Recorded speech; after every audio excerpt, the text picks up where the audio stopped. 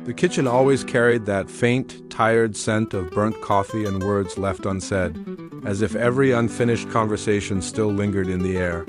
I often found myself by the window, watching rain trace paths down the glass, wondering how to feel so alone beside someone who once felt like home. Mark and I had drifted into a quiet, careful distance. Everything was polite, but nothing was real. We shared routines, not emotions. Even the bed felt like a border, a wide stretch of silence between us every night. Neither of us dared to cross it. I told myself it was a phase, life wearing us down. But deep down, I knew it was a quiet unraveling we couldn't name. Then Maya called, her voice fragile, like glass about to shatter.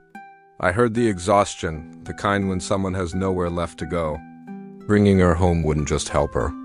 It would save something in me that had been fading for far too long. That night, in the dark silence, I spoke. My voice barely a breath. I told Mark she needed us, had nowhere else. I braced for resistance, but he turned to me, his eyes soft in the dim light. He said yes without question, as if my need mattered in a way it hadn't in a long time. That simple answer stirred a mix of relief and unease. It felt like the beginning of something I couldn't yet see. When Maya arrived, the house transformed instantly. The stillness was replaced by movement, by sound, by life that refused to sit quietly in the corners. At first it was awkward, the three of us adjusting to each other's presence, navigating shared spaces and unspoken boundaries.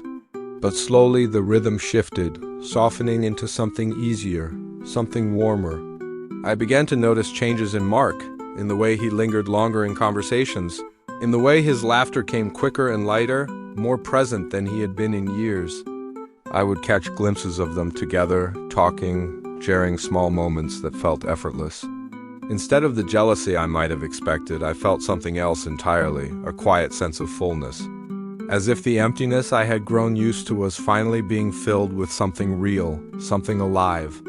It was both comforting and unsettling at the same time, like standing in sunlight after being in the dark for too long. Then came that night when the storm cut the power and left us wrapped in darkness, the kind that feels almost intimate. We lit candles one by one until the room glowed with soft, flickering light, shadows moving gently across the walls. As if the house itself was breathing differently. We sat close together, talking in a way we never had before. About fears we usually kept hidden, about the quiet insecurities that lived beneath the surface of our everyday lives. When Maya spoke about feeling like she was always too much and never enough, I felt something tighten in my chest. Because I understood that feeling more than I wanted to admit, when Mark reached for her hand and then for mine. Connecting us in that small circle of warmth, it felt like a boundary dissolving, something unspoken shifting into the open. I found myself admitting things I hadn't even fully said to myself about how invisible I had felt. How I had slowly disappeared inside a life that looked fine from the outside. When he apologized, it felt like honesty. In that candlelit space, everything seemed to blur the roles we had assigned ourselves, the distance we had accepted as normal. Even the idea of what our relationships were supposed to look like. Instead, there were just three people, vulnerable and searching.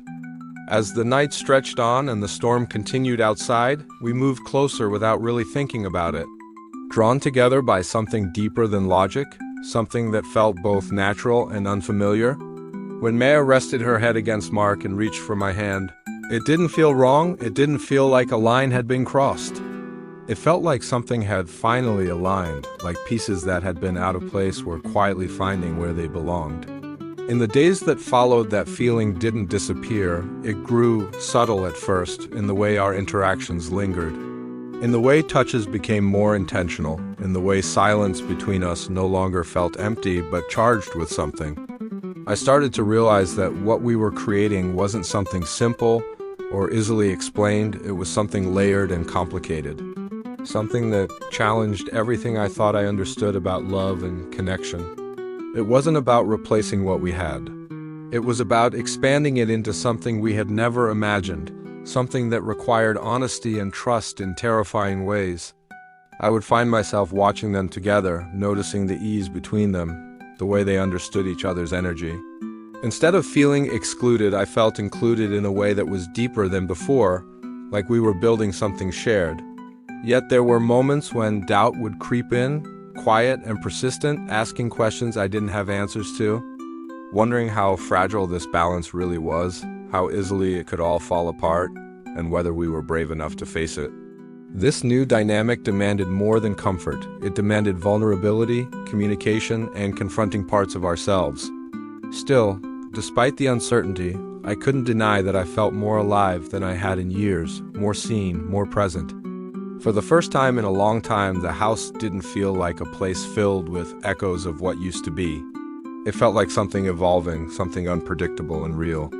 As I stood once again by the window watching the rain fall, I realized that the emptiness I had once feared had been replaced by something far more complex. Something that didn't fit neatly into any definition I had known before. Maybe love wasn't meant to be simple or contained. Maybe it was meant to grow and shift and challenge us in ways we never expected. As uncertain as the future felt, I knew one thing with absolute clarity: there was no going back to the quiet, distant life we had left behind. Because once you felt something real, something that breaks through the numbness and forces you to truly see and be seen, you can't unfeel it, you can't unknow it. Whether it led to healing or heartbreak, it was already a part of us,